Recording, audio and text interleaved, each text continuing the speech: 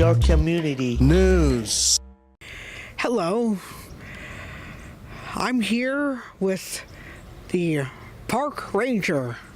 Hi, my name's Abby, and we're here at Natural Bridges State Beach. We're just on the trail to our beach just behind us, and we're going to be talking about some of the animals that live in our tide pools. So we talked last time about what a tide pool is, but some of the animals out there are very diverse. So the first one that you don't actually get to see without a microscope, but is the most plentiful out there, is plankton.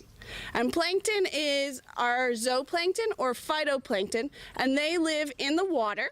They're floating around, and they are the base of the food chain. They're a really important food source for a lot of the different animals, and they also consist of different animals that either photosynthesis or are smaller creatures that eat other animals or eat phytoplankton or are the larvae of animals that will end up living in our tide pools.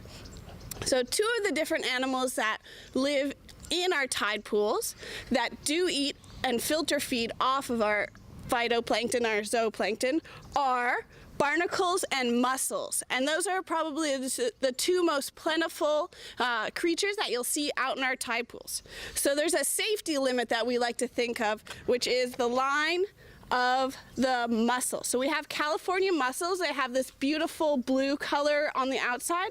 They're a mollusk, and more specifically a bivalve. So they have two shells that cover up their body inside, which is a soft squishy muscle, and they are really cool. They hold on with things called byssal threads, and byssal threads are kind of like little strings that they send out that glues them onto the rock. So they're able to hold on by their little strings of the byssal threads. And we think of them as a safety zone for your safety, but also for the protection of the mussels themselves. So you don't ever want to walk on mussels because you will break their byssal threads.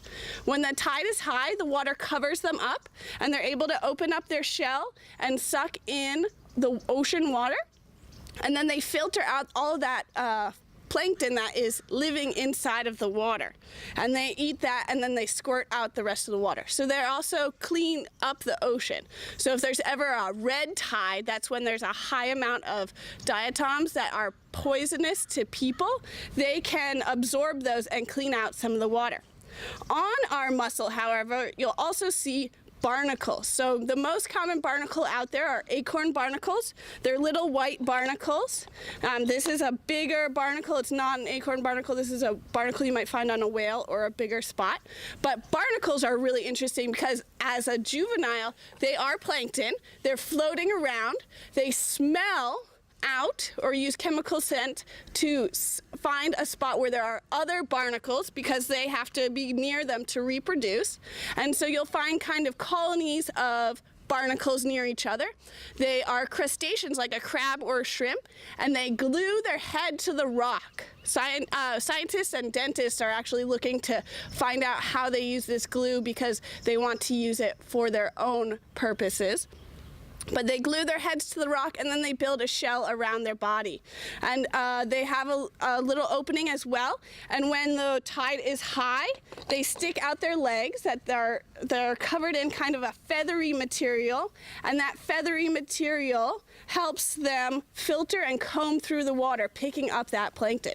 So those are two of our most common animals out there. When you're walking around on the rocks, you'll see those white little barnacles, and you want to make sure that you walk lightly because you can hurt them and scrape them off. And we want to make sure that our tide pools are nice and healthy for years to come. So thank you for coming out and learning about tide pool animals.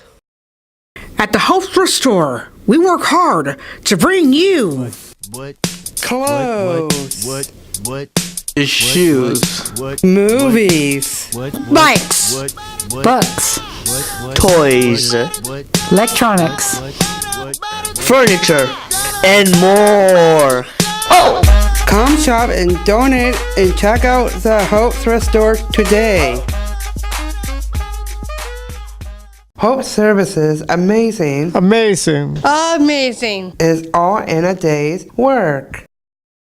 Visit us on the web at www.hopeservices.org.